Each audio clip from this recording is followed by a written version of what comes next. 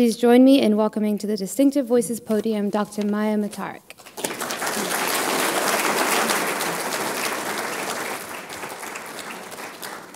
Thank you. It's wonderful to be here. I'm going to tell you tonight about an entirely new area of robotics that has emerged only in the last decade. So this is very exciting. You may or may not know about robotics in general, but even if you know about it in general, this is something that you likely don't know about. And I'd like to think it's a really great, wonderful new development. And that is the field of socially assistive robotics. Something that would create a robot just for you. Or if not you, then not even your grandchildren, children certainly. So this is a very exciting time in the history of robotics. It's a very exciting time in anyone's field, of course. Everyone will say, well, it's a wonderful, most exciting time in my field, because otherwise, why are you in that field? But it is a very exciting time in robotics because it is a field of technology, science, and engineering. And on all of those frontiers, we're now at a stage where we have, for example, the best bodies we ever had before. I don't mean you and me, but I mean our robots. We have the smallest brains that we've ever had, yet the most powerful. So small is good in this sense. Taking advantage of the ambient technology all around us that we're all aware of. So the fact that wireless is everywhere, the fact that the World Wide Web is reaching out everywhere, the fact that we're looking at devices that people are wearing, increasingly providing information out into the world and having information provided back. All of this is informing machines, including robots. And finally, affordability of devices. So you can today go to a nearby store, not any store, not yet your grocery store, but soon, but you certainly could go to a general store and buy a robot.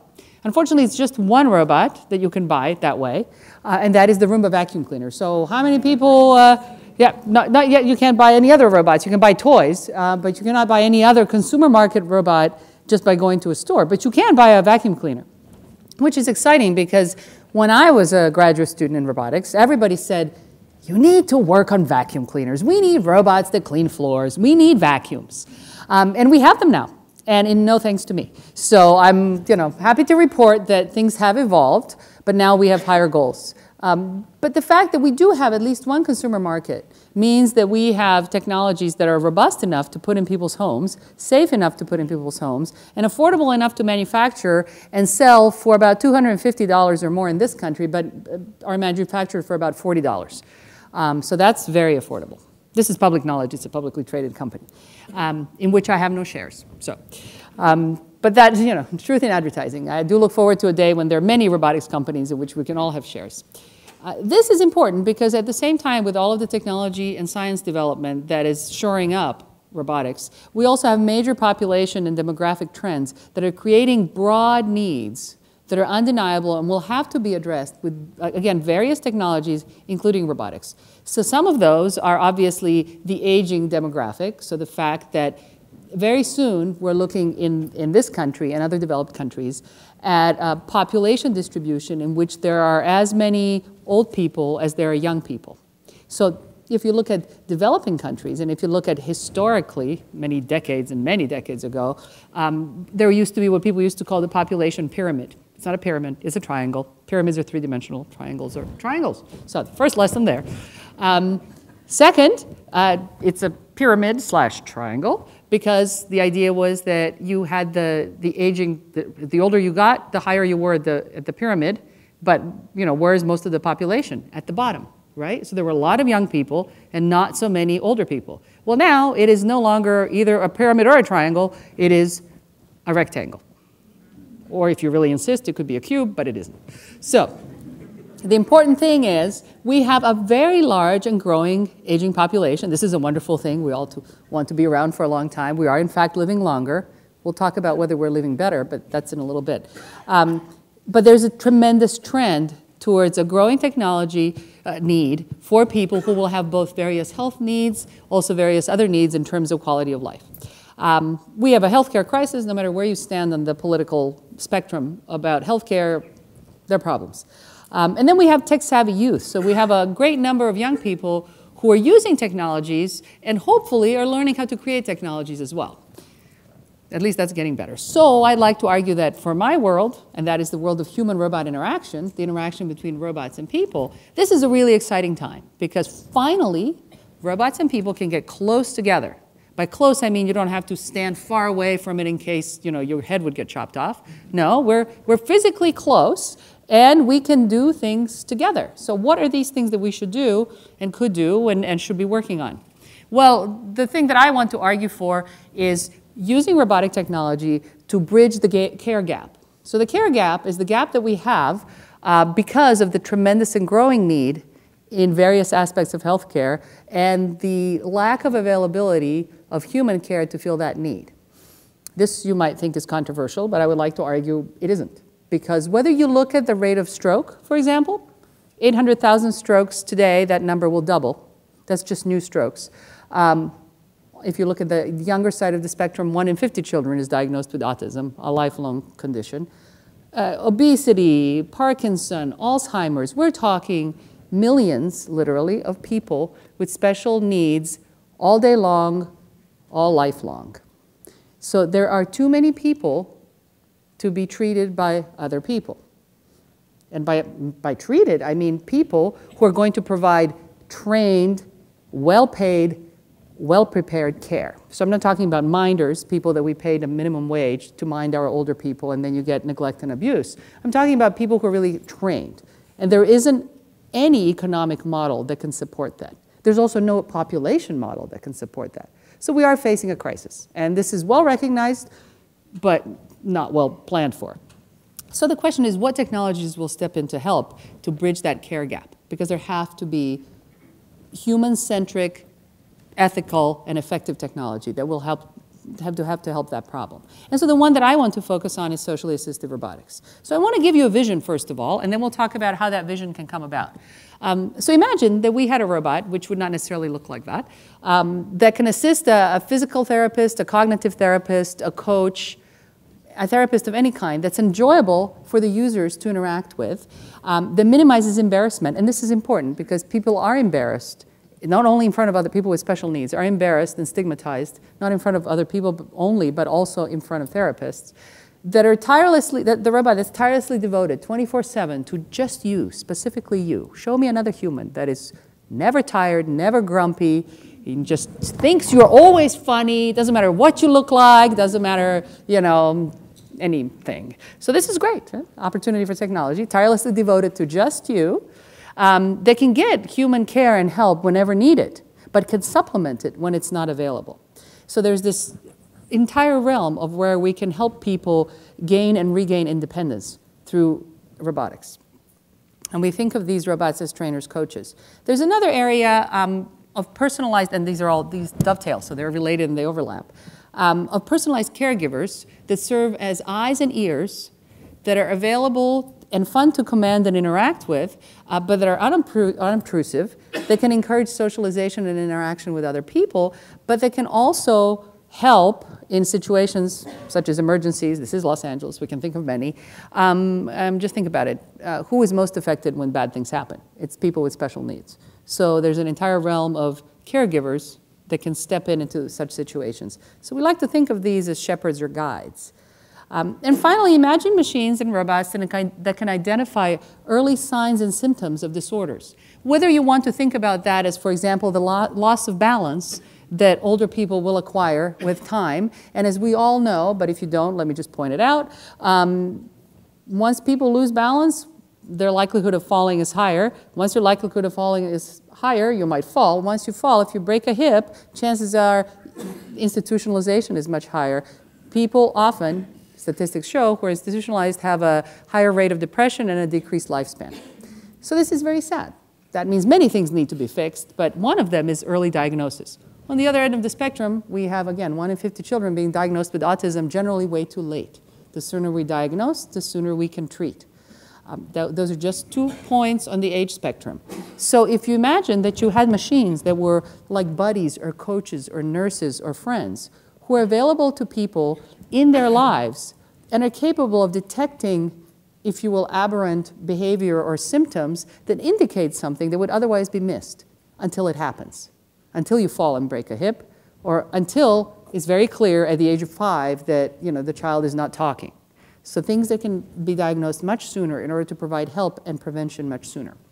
They can provide continuous support, they can be customizable, and I'll return to this point repeatedly because it's very important, they can provide continuous motivation for people, all of us, to do what we need to do in order to stay well and get better, and to adhere to regimens that we're generally pretty bad at adhering to. So we'll talk about that. So something that can help numerous people that we think of as mind or mentor. So if you put these things together, it is a vision of really human-centered robotics for two purposes that are fundamentally connected. The main purpose I've talked about is personalized robotic technology, machines that will help people who have particular needs, whatever those needs may be, whether it's, and I've heard all of these, whether it's helping kids to get over the pain and trauma of having an IV needle inserted regularly, whether it's helping people who are pre-diabetic to avoid getting diabetes, people with diabetes managing diabetes, smoking cessation, Alzheimer's, dementia, you name it. So we'll get to that. Technology. On the other hand, there's also science. And science and technology these days are not decoupled, because that's the beauty of the world that we're in. To study any really interesting and deep problem, you need all of those aspects. They're all interdisciplinary. So science and technology come together. And it's interesting to think that we can use machines to better understand people, what makes us tick, and how we might provide better care for people. We already know this. For example, we all know about imaging, right? So you know there's functional MRIs. You can put people's heads inside functional MRIs, and you can look at parts of the brain that lights up under certain conditions and stimuli, and you can say, oh, you know, it looks like when people do such and such, this is what happens. Like at USC, we have an imaging group that's working on things like finding empathy in the brain. So that's a wonderful thing. But imagers are very passive machines. You go in there, and then people analyze the data. So the brains are really in the people. Now, what I want is machines where the brains are in the machine. And that's what these kinds of socially assistive robots can achieve. And I'll shortly show you how. So this entire field of socially assistive robotics is only about 12 years old. In fact, we had the pleasure of naming it. There were various little beginnings of projects going on. And then one of my PhD students then named it. And now it's stuck. He's a professor now, it's okay. So it's been a while. He's not still in my lab 12 years later. But the field has now stuck. You know, you can Google it. You can find out what it is. There are conferences on it. There will be books and such. So what is this notion? And there was a wonderful New Yorker article in 2009 by Jerome Gruppen under the moniker of robots that care. So that really is the idea. It's robots that care, that provide care. So what kind of care? So let's be very clear here. Socially assistive robotics means social assistance, not physical assistance. So the first thing where your mind goes immediately, like help me when I've fallen, or go fetch me my medication, or carry me here and there, that is not what this field is about. These are all incredibly important things, and some of them are currently being worked on in this country and elsewhere. That's not what we're working on. We're working on socially assistive, machines that help through social, not physical interaction. So what a concept. Why do you need a robot to help you with social things? Well, let's see. Let me just give you a preview. It's because of the way your brain works, but we'll get to that. So what can these robots do? They can provide monitoring of the kind that I mentioned, decreased risk of injury, early detection. They can do coaching and training, regaining and retaining function, post-trauma, and so on. They can provide motivation in a very unique way, in a way that we don't know any other technology that can do it as effectively. Technology, again, I'm not comparing people and technology, but when there are no people, this turns out to be an extremely effective technology at getting you to do what you need to do, but are generally bad at doing or don't want to. And companion, can you think of any things? And companionship and socialization, avoiding isolation and depression, not to be underplayed. This country has an incredibly high rate of depression at all ages. It's amazing to me, as a university professor, how high the rate of college student depression is and subscription to antidepressants. So we have an issue. For all of the connected technologies that we have, individually we are pretty isolated and depressed, and that's very sad. So maybe technology can step in. Above all, if you remember nothing else, I really ask that you remember this one thing. I am not advocating for robots taking place of human care. I don't think you will find any thoughtful researcher, roboticist, anywhere who is working on that. No one is saying, oh, we're going to replace people. My answer is, what people? Show me the people who are there with the stroke patient 24/7, with the child with autism 24/7, with the Alzheimer's patient 24/7. Show me the people, and we won't need the robots. But until you show me the people, we need something else. So not replacing people, not even comparing technologies to people, but comparing technologies to other technologies. So I will talk to you about apps and other things, because there are a lot of people selling ideas about technologies. So let's compare. So the field that I'm talking about is very interdisciplinary. It's very important not to be a dilettante. So when I talk about all of these populations that you will hear me talk about, I am speaking from the perspective of interdisciplinary teams that have worked together on this. So, you know, if I tell you about kids with autism, it's because I've worked with cognitive psychologists, developmental psychologists, largely in the context of the Children's Hospital Los Angeles, working with actual diagnosed populations of children with autism. Similarly, we're talking about Alzheimer's. Again, we're talking about speaking with neurologists, gerontologists, and others involved in the care of people who are diagnosed with Alzheimer's. So always a lot of interdisciplinary interactions to understand the need and then to try and think about how we can actually provide something that's useful, because engineers have in the past been blamed with creating sort of solutions to problems that may not exist, or not solutions to things that people didn't need solved. So that's not what we're doing. We're trying to do the other thing, which is trying to provide headway towards solutions for things that are really, really hard and very desperately needed. And it takes a village indeed. So let me set the stage for why this is exciting, and hopefully, you know, you'll agree by the end.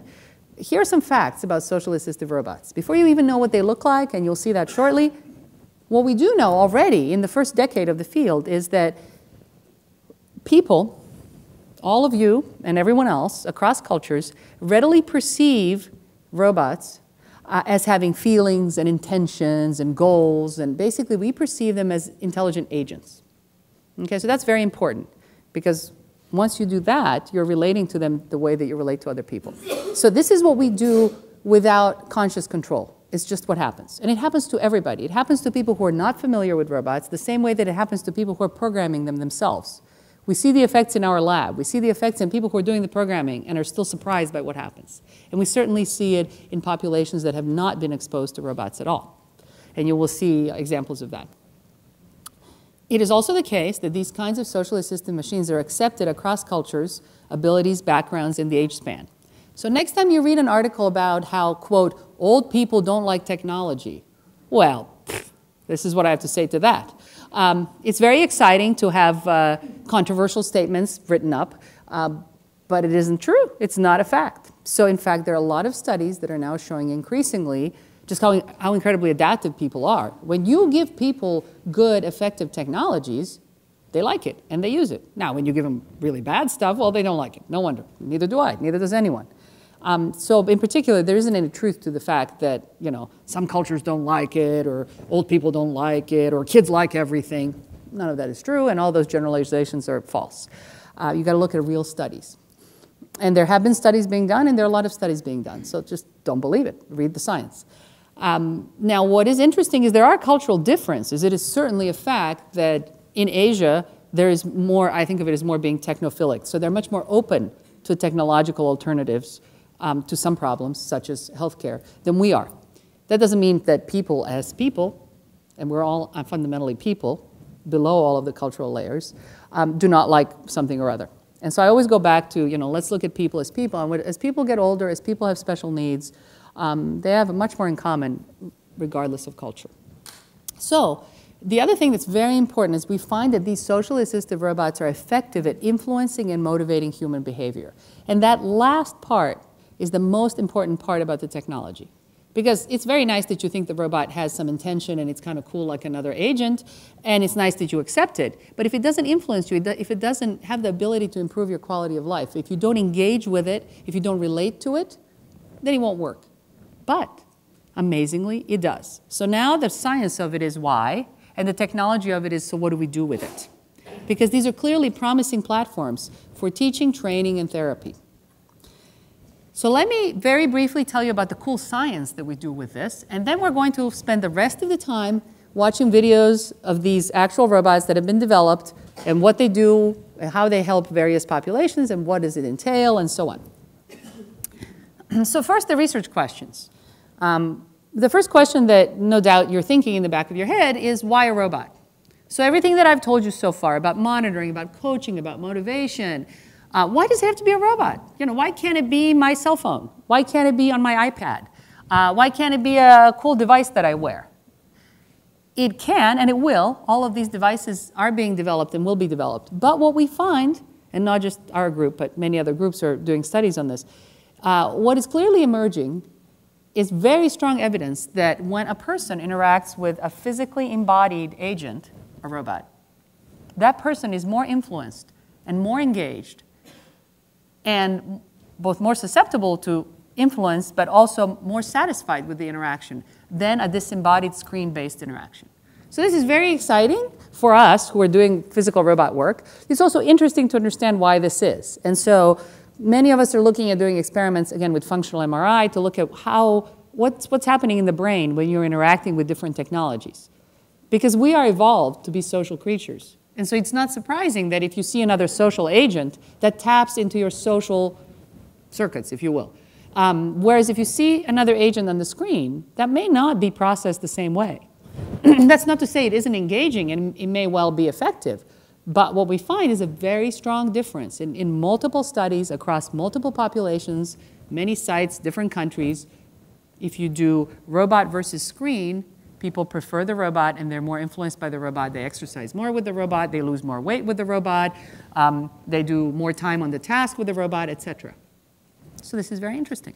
There's even a study that compared physical dogs and robot dogs, and they found no difference. So it's very interesting. So now the question is, aside from why a robot, then how a robot? Because it's not just the fact that, oh, well, you know, I'll just make a robot and stick it there and it'll do wonders. Not at all. In fact, it's a very hard challenge. How do we create appropriate facial expressions, appropriate body language, presence? Do we want them to be highly realistic? Do they need to look exactly like people? Let me tell you, definitely not. They need to be believable, though. What does it take to be believable? How do we increase people's compliance, or nowadays called adherence, to health regimen through the embodiment of the robot? Because there's a hook there.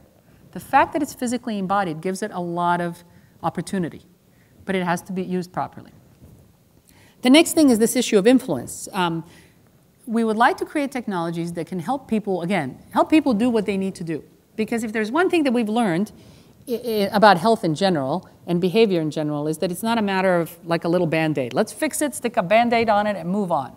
Well, that hasn't worked very well, has it, in general? So the major issue is people are complex, things change, environments are highly influential. So we need to understand how we can help people in that context as social partners.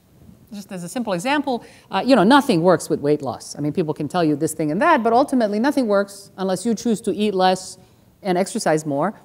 Or if you tap into a social network. The one thing that does work is if you tap into a social network and you have this sense of social relatedness and, you know, maybe guilt because someone else is losing more weight, or you have to tell them how much you've lost, that's a very effective way. So weight loss is one of the established major health challenges in this country and other developed countries, has a social component, an incredibly strong social component. So we know that the social thing is critical. And here, too, we're using that same social connection. And then finally, will it last? So many studies have been done with people and robots interacting, and they all show very interesting things. But will it last? So here's a way that I test the age of the audience.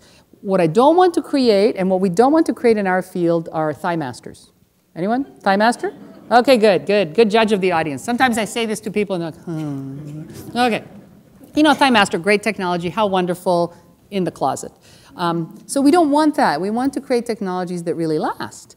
But this is very hard because engaging people in a sustained way is very hard.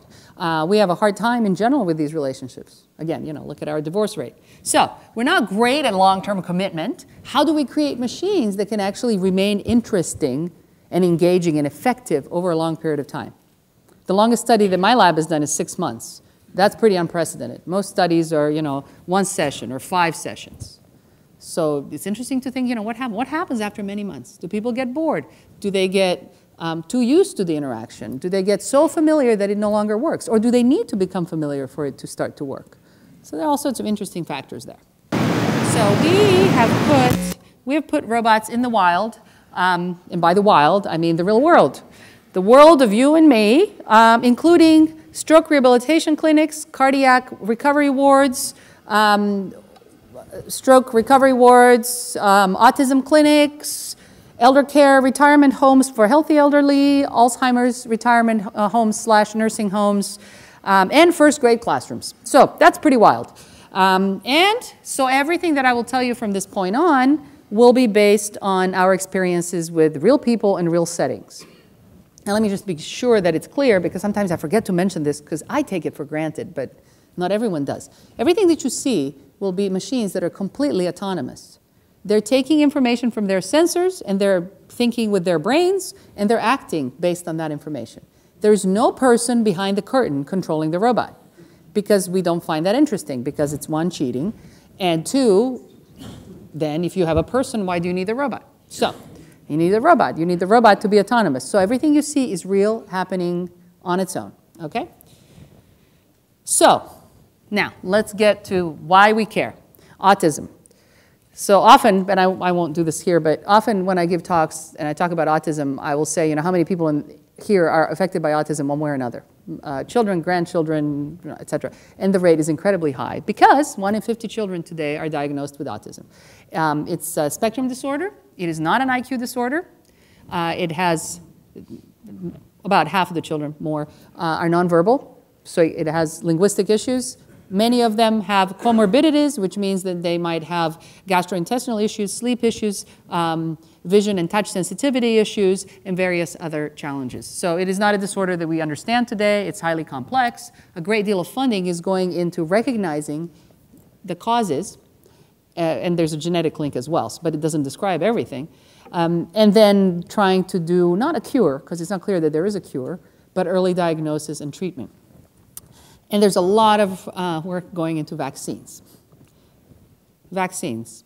I might add that in retrospect, because diagnosis didn't exist back then, but it is thought that Tesla, Einstein, and Edison all had autism. Vaccines. So we would not have had them. We would have gotten rid of them before they were born. Maybe that wouldn't have been such a good thing. So maybe we should focus a little bit on therapy. So how do we provide therapy to children and people lifelong who have a social disorder? So this is very hard, right? Because whenever you interact with, let's talk about children, because we want to catch them early and help them early. The idea is you want to help them in a social interaction, but their problem is in the social interaction setting.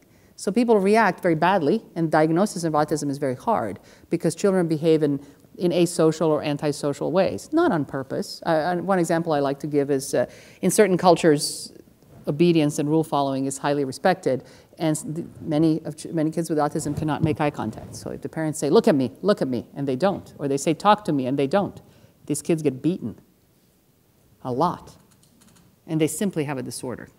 So it's sad. So there's a wonderful fact that kids with autism, many kids with autism, not all, you can never say all for anything in autism. It's a spectrum disorder, very complex. But many kids with autism, and it's not yet understood which ones and how many, but many respond with great affinity for technology.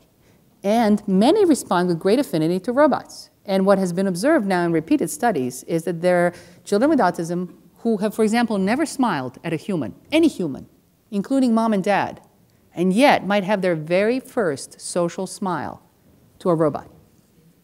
Amazing. Why is that? And how can we use it?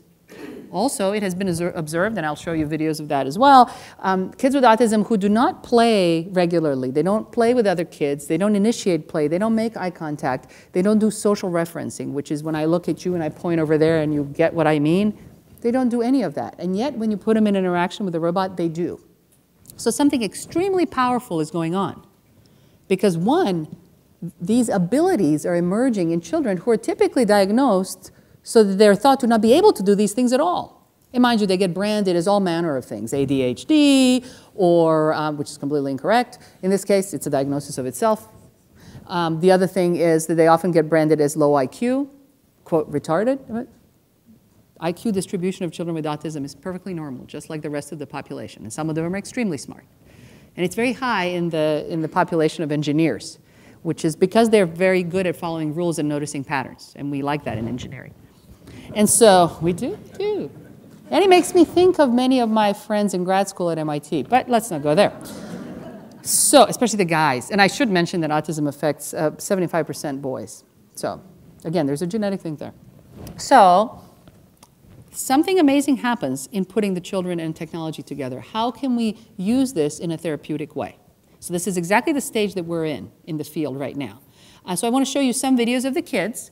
The first thing I want to preface this with is when you look at these kids, you will think that they're behaving normally, pretty much. And I just want to remind you, this is not how they normally behave. So if you think of them as behaving like typically developing children, then that is a coup, because these children do not do that. They don't talk often, many of them. They don't touch things.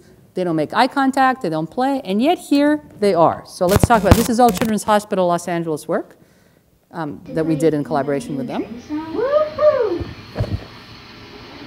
Okay, do a train sound. So. And what will happen if I touch the green one? Let's see. Let's see. What do you read it? Bubbles!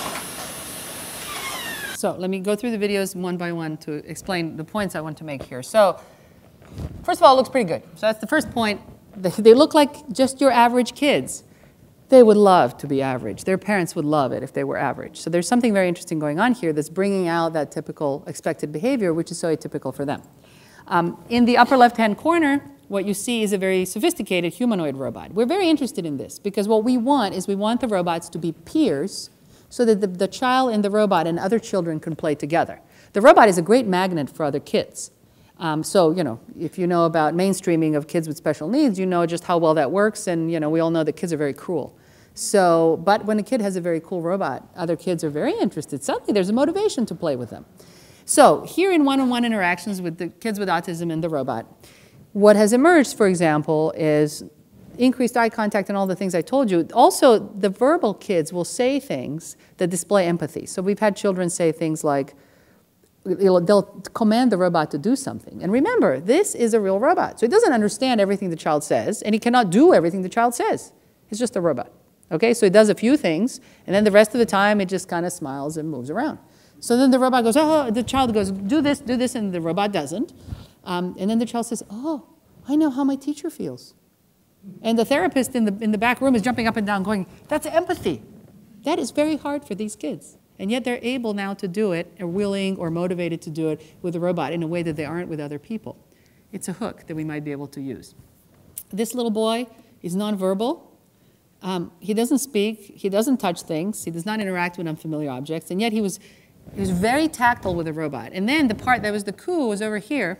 Imitation is a deficit that's well recognized in autism because one of the issues is the so-called theory of mind, which is understanding what another person is doing and how to map it to yourself. It's a very fundamental aspect of what makes us human, and yet it is a deficit in kids with autism, which makes it very difficult for them to acquire many social skills. So they don't imitate. Now watch what this little kid does. Basically, he's going to see the robot, and look what he's going to do. So just spontaneously, the robot is in a pose, and he just kind of goes around and strikes the pose and moves on. He wasn't told to do this. There's nothing to, no one said, here, do this, and I'll give you a cookie. So it's not Skinnerian training. There's something inherently motivating to the child. By observing the machine, he wants to do or be like the robot. And we'll hear more about that. So the question is, why is that, and how might we use that in a way that helps the kids? Here, there's a little boy, he's verbal. You could hear him, he was talking, the robot was blowing bubbles. The thing that's very interesting here that I want to point out is that if the robot blows bubbles randomly, the child with autism knows this. So all of the kids with autism that we had interact with the robot, they were initially excited about the bubbles. Sure, who wouldn't be? But then after a while, they got bored. Unless the robot blew bubbles in response to their own behavior. So if the child is being social, and which we had programmed, if the child gets close to the robot says, woohoo, and blows bubbles. If the child goes away, the robot kind of goes, aww, right? We didn't have it talk because some of the kids didn't talk, so we didn't want a mismatch. Now, what's interesting here is that the child implicitly recognizes social behavior in the robot, even though he himself is not supposed to be able to recognize that or respond accordingly. So what we find is if the robot is random, the child just goes and sits against the wall and loses interest. That's important. It's an important baseline because that also means that you cannot achieve the therapeutic results by just giving them toys. where they push a few buttons and the toy beeps and blows bubbles. You really need a social partner to teach them and to scaffold the learning of social behavior. Okay, so again, we're back to either you can give them a social partner 24/7 to really focus on them, or technology has to step in. In another experimental study that we worked on, we were interested in now teaching kids imitation. So kids with autism will not necessarily look and focus and pay attention to stimuli of other people. So if I strike a pose, the child may not look or may look out of the corner of the eye but doesn't want to imitate or can't imitate. But if a robot presents a pose or a movement, many of the children will imitate. So we did this with a Now robot, and I'll show you some videos shortly. And what we found, and we actually modeled an occupational therapy technique called graded cueing, where you give the kids just the right amount of feedback. And we found that actually this group that we tested, which was at a local school, were actually quite capable in large part. Some of them weren't. But what we found was the robot could motivate them disproportionately to imitate in a way that they wouldn't from other people. So again, there's this key issue of imitation, and the key issue of motivation. Why is it that people are motivated by the robot's behavior? So I just want to show you a couple of videos. Here's a video of a boy. How far can you stretch? That's right. Let's try this one. So the robot shows it, the child That's imitates. right. How about this pose? Now, Right on track. Move your... so the robot tells them what to do and they do it. But sometimes, as is always the case, in some cases the children cannot imitate. In other cases, they maybe imitate a little too much. Here's an example. Copy that. When I move my arms, will you copy me? Ready? Let's play. Let's play. Copy how I move my arms. Move like arms. Yes. Yes. Now move like Now this. move like this. Are you hearing an echo? That's the child. He's imitating exactly everything about the robot. What the robot says while it's saying it, which is, by the way, hard. So try to repeat what I'm saying in real time, like simultaneous translation, not easy. Down to the fingers, every little bit. Because this particular boy has the other aspect of imitation difficulty, which is knowing what not to imitate. That's a really hard problem.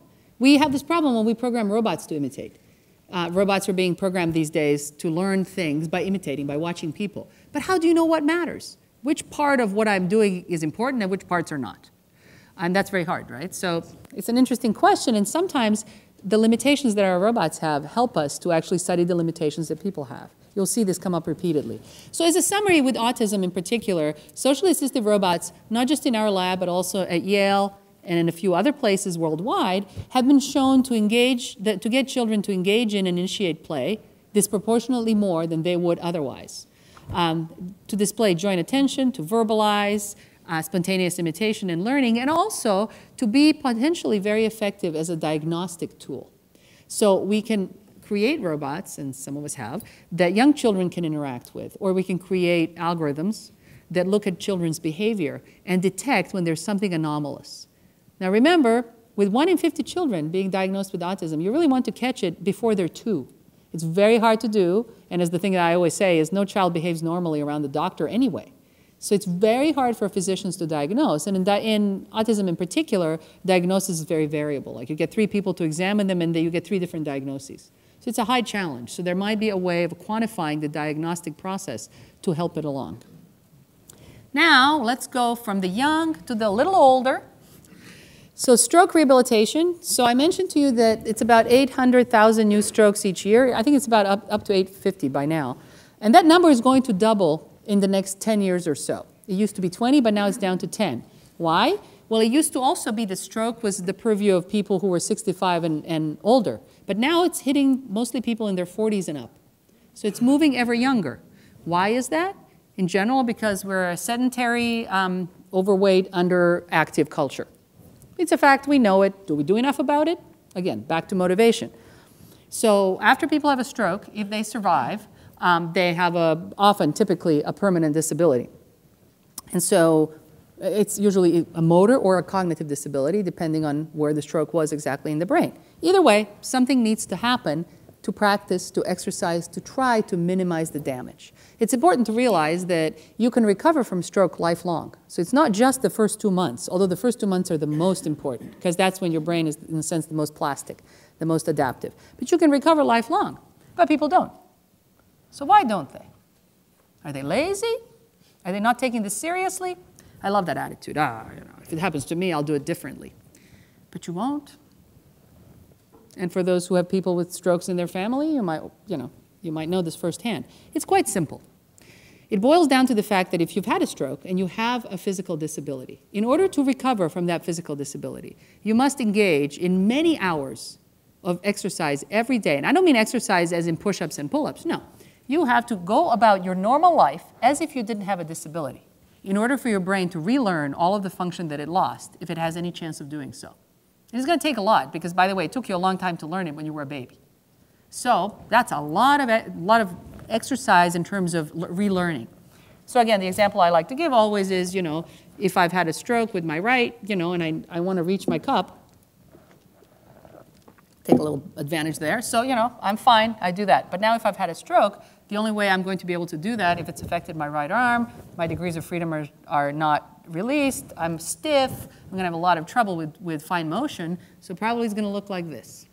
Look something like this. I got to do this. Every single time I want to take a drink, I have to do this.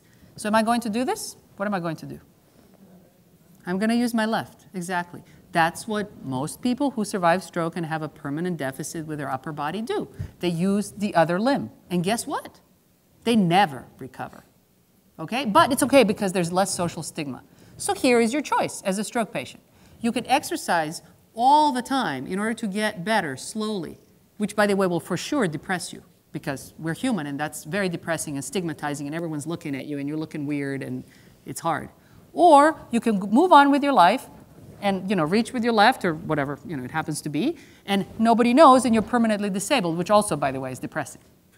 So this is a beautiful choice that stroke patients have. So next time you see someone, you think, oh, you should just exercise more. Right. So how do we help people to do what's really hard psychologically for very good reason? And by the way, the same thing is true for weight loss, for people who are obese, and so on. It's very, very hard. It's not just a choice. So how do you do it? I want to go back to the point that I made earlier. There's something about motivation that emerges in the interactions between people and robots. So let me give you a very specific example of a stroke study that we did. We did a large number of participants over many years. This is one of our earliest, and I want you to see what happens with a very simple robot. Before we got to the humanoids that you're seeing and will be seeing more of, before we got here, we had these very simple robots. And the point I want to make is it doesn't take a complex robot. It takes a rich interaction to influence a person. A robot, a physical creature, has to be physical, and the interaction has to be rich. The robot doesn't have to be complicated. So let's see. Here's a stroke patient. I guess you just told me I should do it. Okay. So the robot beeps when she shelves a book. Ooh, slow down. I feel like it's Lucy in the chocolate factory. Wait a minute. So first of all, she's talking all the time. There's no one else in the room. She keeps talking. This is typical. Is this for quantity or quality? Because I just has a fine motion deficit. If it's quality. So the robot just beeps, doesn't do anything else. Now let's see what happens when she's, quote, done. She should take them out and try again. Instead, look at that face. She's cheating, and she's thrilled about it. And it's great. Yeah, so this is a beautiful thing. She wasn't the only person that cheated, but she had such zest. It was great. So why do you think she's cheating? Because the robot is stupid? Well, there's a possibility that that's the reasoning. That is the reasoning for some people. But then we talked to therapists, and they said, oh yeah, people cheat with us. Are the therapists stupid? No. It's really, remember, depressing and demoralizing to do rehabilitation exercises that you're not going to be good at. So people want to get over the hump. They're sort of like, well, if I cheat and get the darn thing back in, then maybe I can do something else. It's just this incredibly complex psychology of what rewards us. And so people cheat, but that's important. People cheat. We need to create technologies that can recognize when people cheat and not give them a reward. or maybe let them get away with it like you do with kids so that you keep them going. So there are a lot of interesting hooks here, so I want to tell you about things that we've done subsequently. Here is the first thing that was same robot, but now we tell her it's a different robot. This one talks, okay, with a pre-recorded human voice. So let's hear what happens here. Same participant. How about we do a fun activity where I'm the robot and you're the librarian and you put the books away? No. You sure? That's great. First thing she does is try to cheat. Okay. Oh, maybe he knows. Good job. Yes. No. Tries again. How does he know?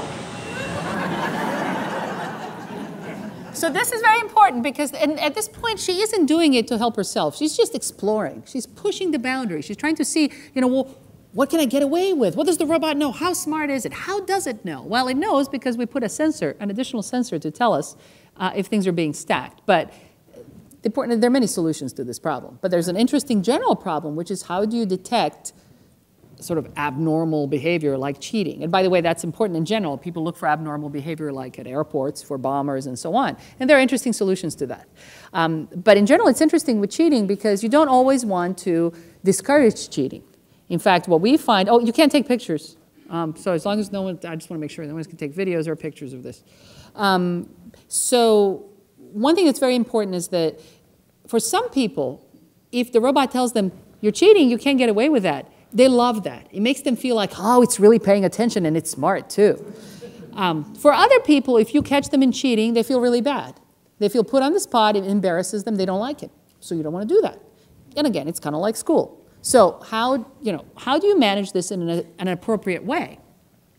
And one thing that actually makes a lot of difference, and I'll tell you about it, is human personality. But let's talk about now what's happened. This was about 9 years ago. Now let's look at something that was 2 years ago, the state of the art 2 years ago. In case you didn't know where this work was done, we want to remind you once again that it was at USC in the Viterbi School of Engineering. This particular video is actually on the web, so anyone can see this. And so here's the idea of where the technology is today. You're going to see a humanoid robot on wheels, and it's getting information about the user from sensors that she's wearing. It could also be getting information from cameras, but not everybody wants that. Not everybody wants the robot looking at them with a camera. Why? Not so much because of the robot, but because who else might get access to the wireless data? All right? So, remember, depression, isolation.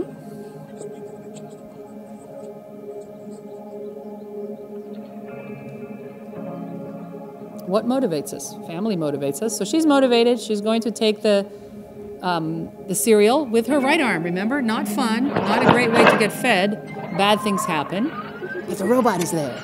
Good morning, Connie. So we have 6 of these in our lab. They're simple, but not too simple. Hey, Connie, have you thought about your exercises? I bet you're feeling strong today. Motivation, well, not a lot of motivation there. So what can the robot do to motivate her? Certainly not falling in that pit of water. That would be not a good thing to do. But the Hey, idea Connie, is... are you ready? I brought my workout clothes. So yes, it doesn't change itself, I have to admit. That's a bit of a cheat. All right, but ultimately, if you have this thing bugging you and nagging you in a nice way, based on your personality, okay, here we are. She's wearing a sensor. Now, there are many things that technology can do. It can look at her facial expressions and tell if she's engaged. It can look at where Seriously? she's looking. You can do better than that. It can use humor. It can use assertiveness or soothing. It can just look at the movement of her arm without knowing even what she's wearing or using any Connie, cameras at I all. might be a robot, but I'm not blind. So, Connie, I might be a robot, I'm not blind. Using humor, but just the right amount. Spatial awareness, knowing how to move the body. No touching of the patient. I'll tell you why no touching in a second, but let's watch this through.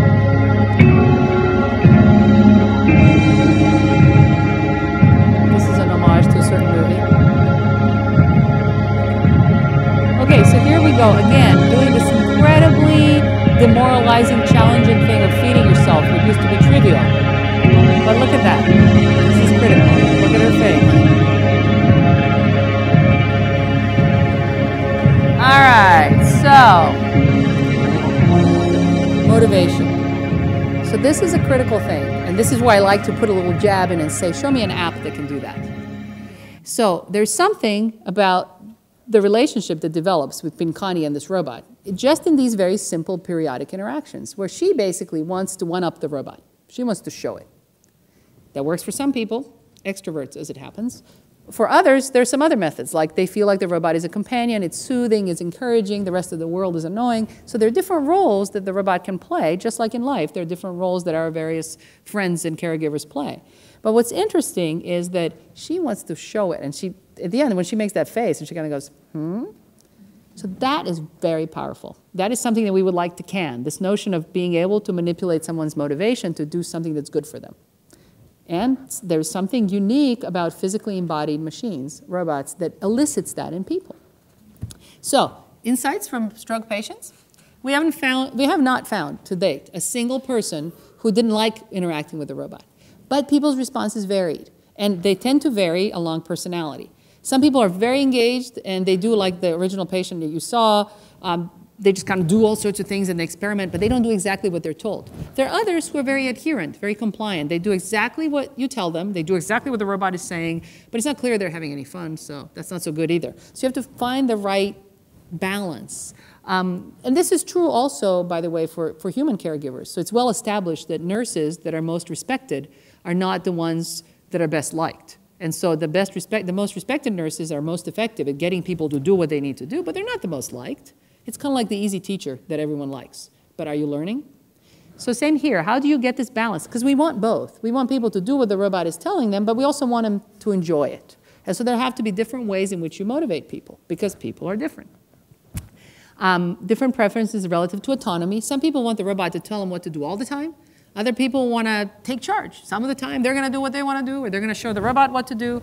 Again, very dependent on preferences and various other things. And so this notion of personalizing is very powerful also, because it is something that you can do with technology that you unfortunately cannot do with people. So wouldn't it be great if we all got the therapist that we exactly wanted, that you got to pick the gender and the background and their personality, and by the way, how they dressed and at what time they met with you and everything? Wouldn't that be great? Well, you can't have it. But you could have it with the machine. So at least that's the benefit. Let's take that. Personality is extremely important.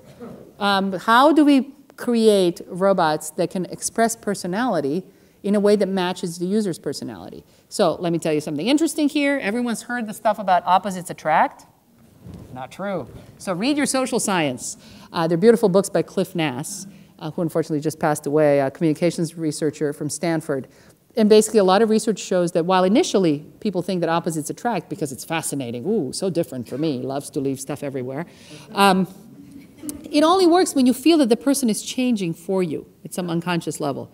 After a while, it just gets old and tiring, and don't we know it? So, what studies show instead is that people whose personalities are similar along enough axes end up having an easier time getting along over the long term. Big surprise. Okay, so we know that. We also know, incidentally, that people who are extroverts before a stroke recover faster. That's interesting. Now, people's personalities sometimes change as a result of stroke because, you know, the part of the brain that's affecting their expression of personality might be affected by stroke. So this is interesting. Personality is very interesting, very fascinating. What do we do with it? It seems so fluffy, right? So there is a dimension of personality, extroversion, introversion, that we can model. And we can model in a very quantitative way. So let's talk about extroversion. I might be one. I might be an extrovert. What do you think? So I wasn't always, by the way.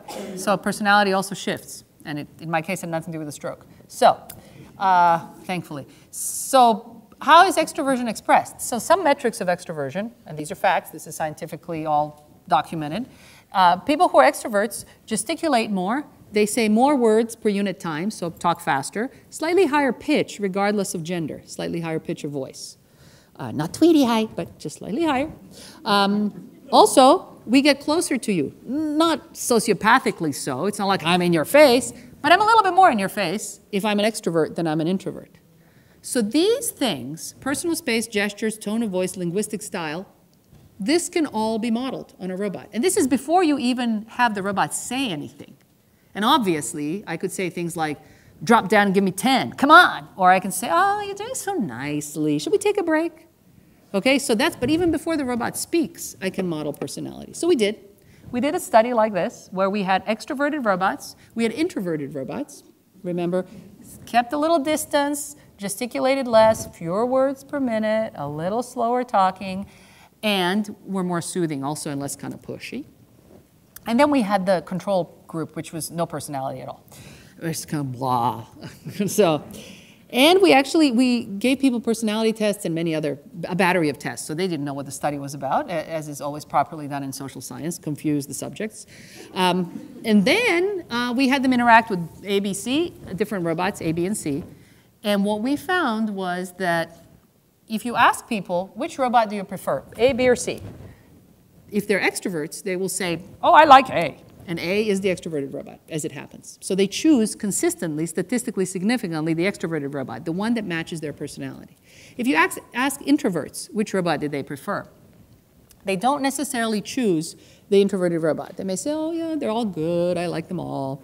But if you look at the data on how long they did the exercise under the influence of each of the robots, extroverts exercise the longest when motivated by the extroverted robot. Introverts exercise the longest when motivated by the introverted robot. And then I guess people with no personality must like the third one, but we had no subjects like that. So the important thing is personality is very important in human-human relationships, but by the way, it's also important in human-machine relationships and human-robot relationships. So we need these machines to have personalities, and they need to be consistent, and they need to be useful. So that's one of the things we're working on. We're also interested in things like self-efficacy, the notion that you personally have a sense of how well you could do at something. If you could manipulate that, and people do this in education. They try to get kids to feel like they can do something or learn something, which will make them really learn it more reliably. So if we can understand and manipulate self-efficacy, that would be a very effective thing. People have done that in stroke, but we want to do it more generally. We're very interested in this notion of flow. It was kind of a very interesting notion. It's related to Zen. The notion that you really get into the flow of doing an activity, and it becomes effortless, and but it's not. And in fact, flow is observed in not things that are recreational. It is observed in recreational things, but it's observed in things that you actually have to do. So repetitive, boring tasks. If you get into the flow state, you can do these repetitive, boring tasks very well, and it won't bother you. So that's exactly what we want, right? So how do we model flow? How do we get the robot to get you into the flow state? So that's the kind of things that we're looking at. And yes, we do have robots doing push-ups with people because, hey, whatever it takes. Because they can. So there's a very interesting thing to think about. Maybe you want a robot to be a buddy, or maybe you want it to be a coach. For stroke patients, typically a coach is the right, because a therapist is sort of the right relationship. But for teenagers, for example, we're working with teenagers at risk for obesity and diabetes, and there a buddy is a better model. This is one of the people in my lab, not one of the teenagers in our study, because I can't show you pictures of our participants unless they consented. So we are very interested in who is the right robot for you? Who should it be? Not just what should it be, but who should it be? What should its personality be? I don't worry about gender very much, although people tend to think of robots as being male. It's not clear to me why. Like, to me, this looks like Princess Leia, really. I think that's a female robot. But how many people think that this robot is male? Well, now everyone's biased already because I told you. First of all, there's no gender. Well, who needs gender? There's no reproduction, so there's no gender. But people tend to think of robots as male, by and large. If you just show them something and say, is it a boy or a girl? They think it's a, quote, boy. So that's interesting and kind of annoying because we really would like them to, first of all, I don't think they have a gender, but if they do, it should be evenly distributed. And, people should get to have girl robots too, and girls especially should get to have girl robots. So anyway, complicated, but there it is. So let's talk about ever older and aging population. So we're all living longer. It's very exciting. We're living on average almost a decade longer than we used to less than a decade ago, or a little bit more than a decade ago. But unfortunately, those extra years are not healthy. So you may be living longer, but you're not living at a higher quality of life for that extra time. So that's a bummer. And it needs to be addressed because this creates a problem. If you have more people living ever longer and being sicker, that creates a larger need for health care, which we're already having trouble addressing, and a major issue with quality of life. So aging in place is this idea that we want people to stay in their homes as long as possible. Remember, before you fall and hurt your hip and have to go somewhere else. How do we do this? Well, it turns out isolation and depression are major issues as people get older because, everyone's companions are no longer there. Physical fitness is the one and only thing that's been shown consistently across just about every disorder you can think of to be beneficial, right? So whether you're talking about hypertension or all the way out to Alzheimer's, if you have a history of physical fitness in your life, you're less likely to get Alzheimer's. Okay, we all can see why you wouldn't get hypertension or get less likely to get hypertension, but Alzheimer's? So physical fitness is important, so we want people to keep exercising. Back to my happy robot that's going to do push-ups with you. So, again, old people don't like technology, absolute bunk. A great deal of studies have been done, and in particular in Asia, because in Asia, especially in Japan, there's this whole, and in Korea, there's this great notion of the silver generation, the silver society. Silver society is all of the aging people. So who is going to take care of them? So in Asia, they're quite happy to think of robots taking care of them. So they're kind of pushing the envelope. They've done a lot of studies, and subsequently, studies are being done in this country as well. And a variety of robots have been created for the elderly population. So this robot, this seal robot is called a Paro. It was developed in Japan. It looks like a seal. It makes seal noises. Have you ever heard a seal? It's not a pretty noise. But amazingly, because when I held it, I thought it was kind of freaky when it started screaming. On the other hand, though, interestingly, studies have been done, very nice studies have been done with this robot in various settings with older users. And it was found that this robot actually does reduce stress in its users, and it promotes social interaction among people. And how they measured stress was actually very objective. They measured the level of stress hormones in the urine. So it wasn't like someone looked at them and said, they look happy. Really, the robot reduces stress. So this is a wonderful thing. So again, this notion of people don't like it, go away. So we actually did a study with Alzheimer's patients because just to debunk this whole notion that people don't like it or they can't get used to it. So we worked with Alzheimer's patients in a Silverado Senior Living arrangement in LA, which is a chain actually, it's nationwide. And we were interested in seeing if we can, one, get Alzheimer's patients to interact with robots, because that's not a given, no one else had ever done it before. And two, could we actually affect you can't recover, but you can maybe slow down the progression, or if anything, certainly the main thing you can do is improve quality of life. A lot of things you see with Alzheimer's is people become isolated, they become asocial, then antisocial, they don't speak, they go like this, and that's it. So, so what can we do? So we had the robot play music, and then we had people recognize songs, and the robot would help them, they had to push a button. The main thing that I want to point out to you is people made eye contact with the robot. This is kind of like with autism. They don't make eye contact. So the fact that they're making eye contact with the robot is important. They also sang with the robot. They said things like, my buddy is coming to visit me tomorrow. I don't want to go shopping and miss it. But they don't leave the building because they're institutionalized. So they made an entire narrative in their lives around the robot, which was a very good sign. I just want to show you one that kind of gives a nice interest. Sing it together. So she's singing. So this is very interesting also because you might wonder why the robot sings so badly, and it isn't only because it was dubbed by an MIT PhD student of mine. He's a faculty member now, it's all good. No, but it's actually very important, because if you put Frank Sinatra's voice on the robot, even people with Alzheimer's will know that something is off. That's called the uncanny valley, and it's a very interesting concept in realism of technology. It applies to graphics as well. If you create something that's very, very, very hyper-realistic, but it isn't perfect, and it never is, then people find it basically freaky. They get cognitive dissonance. So that's called the uncanny valley. People find it uncanny, and it's a real danger for people who want to build really super realistic robots. For me, it's no danger at all because super realistic robots are very expensive, difficult to program. The more motors you put in things, the heavier they become, the more dangerous they become, the more batteries they need. So expense and danger are unappealing to me, so I think small, light robots are wonderful. Now I want to show you the final study, and this is, again, a couple of years old, but it shows you the state of the art. This is the largest study that's ever been done in socially assistive robotics, human-robot interaction. It was 70 participants across the age span, from college students to people in their 80s. And it was 6 sessions each. So this is a very large study, a lot of data. And The main thing I want to point out before we show the video is that both this study and the study with the Alzheimer's patients, we did a side-by-side comparison with the computer interface where the robot was shown on the computer. Same robot, said the same things, did the same things, but on the screen instead of the physical robot. And in both cases, there's a very strong effect where people preferred the physical robot more, they exercised more, they showed all of the signs of social interaction more with the robot than the screen. Here's the video. So here you will see 3 different exercise games with the robot. I think you got the hang of it. Now let's begin. Just follow me. And remember that you can take a break at any time. Here we go. So the robot shows exercise. Nice job. It's not repetitive. Super.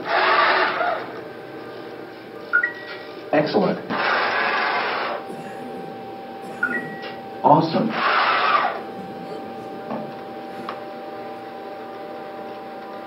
Lower your left hand a little bit. So it's giving feedback. It's not just Nice. telling them that they're doing well. Nice. You've successfully done 10 exercise gestures. Keep up the good work. Let's continue. Now this is going to be the next game in which Awesome. the person shows the robot what to do. Let's try it. Move your arms. Show me what to do. We're splicing the name out because you can't know what they're saying.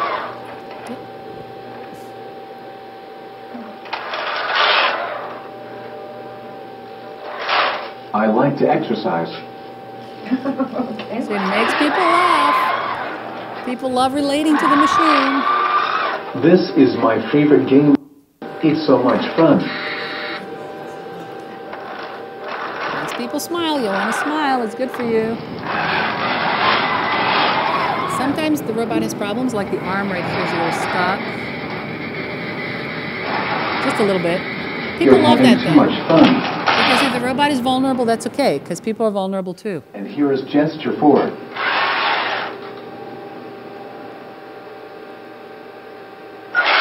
Excellent. Now repeat the entire gesture sequence. Start with gesture 1 and end with gesture 4. Sorry, that's incorrect. So that's very important how we tell people that they're incorrect, because remember, personality. Finally, just very briefly, we did a study with first graders recently trying to encourage them to choose healthy foods over unhealthy foods. This is a very great challenge because, I mean, first of all, none of us are great at that, but also just nagging children never works. So how do you do it? So we had this very interesting, fun robot that interacted with them, and they were supposed to train it. It had a personality, it had a backstory, it was a dragon, and they had to train. And the beauty of it was that they really, over repeated sessions, we found statistically that they spoke more, they said more personal things to the robot. Basically, they really engaged with it, which is important and addresses this issue of will it last. I'm just going to show you a very quick snippet. Yum-tastic! Fiber One is the best one. Why do you think this is such a healthy cereal? Because it's healthy for me and it makes me strong. Yes, and it's healthy because it has fiber in it. Do you? So exciting! But, you know, I got to tell you, it's a lot more exciting when the robot says fiber than when the teacher says fiber or, you know. Unfortunately, actually, this is not even about curricular materials. The teachers have a full set of curricular materials they have to cover, and no one's covering nutrition because there isn't time. So the idea is to do something motivating for kids, more motivating than just showing them a video. So that's the idea. And ultimately, the goal is one of the things that we're very interested in is using robots as social catalysts. So remember, kids love robots. Kids don't mix on the playground. I'm sorry, but they don't. There's a lot of stigma and a lot of bullying, but if you have a cool robot, maybe everybody accepts you better. So I'd love to see robots as tools of social integration as well. So in summary, remember, 2 things that we want to get across is, 1, there's a tremendous opportunity to develop human-centered technologies, including robotics, that will improve human quality of life and health outcomes, and also allow us to study people and learn more about people in order to create other technologies in medicine and all other areas of health and well-being. So with that, I just want to show you a couple of really quick videos. Everything's good. With these robots are minded. Everything's good with these robots. So this little boy keeps saying, this is one of our kids with autism, he keeps saying everything is good with these robots. And people are, we couldn't figure out why he keeps saying that. He was really, I mean, this video goes on for a while. He keeps saying that, and his mother says, well, you know, why do you think, did you think something would be wrong? So why do you think this boy keeps saying that everything is good with these robots? We asked the therapist, and she told us, but what do you think? He likes it. He likes it, but it's much more profound than that. What do you think is the message that this little boy gets many times a day, every day, his entire life? Remember, he has autism. There's something really not good with him. And so he is so excited about playing with the robot. He's so motivated because there's nothing wrong with the robot. And you know what? There's something wrong with him. At least that's what everyone tells him. So that's the hope is that you can create machines that the kids will engage with, that will not be stigmatizing, that will make other kids not think that there's something wrong with them. So that's what drives us. And then in the words of one of our favorites. To have someone, a robot, to tell you, you're using your right hand. This is great. Instead of telling you, please use your right hand, like my husband does. That's always a crowd pleaser.